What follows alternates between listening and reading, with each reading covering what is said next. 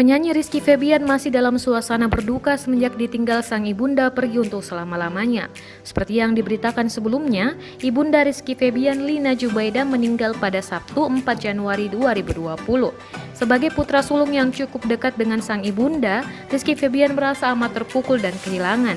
Penyanyi 21 tahun tersebut bahkan beberapa kali tak kuasa menahan tangisnya kala disinggung soal almarhum. Diketahui putra sulung komedian Sule tersebut sering menyanyikan lagu untuk sang ibunda yang ia unggah melalui akun sosial medianya. Baru-baru ini Rizky Febian mengunggah video saat ia menyanyikan lagu Kasih Putih milik Glenn Fredly. Rizky mengungkapkan bahwa lagu tersebut merupakan lagu untuk mendiang sang ibunda. Dikutip Grid ID dari akun Instagram @rizkyfebian, Senin 13 Januari 2020, dalam video tersebut Rizky Febian tampak sangat menghayati setiap liriknya. Rizky Febian juga mengungkapkan terima kasih kepada Yovie Widianto dan Glenn Fredly karena sudah memberikan kesempatan padanya untuk menyanyikan lagu itu. Postingan Rizky Febian tersebut mengundang reaksi dari sang penyanyi asli Glenn Fredly.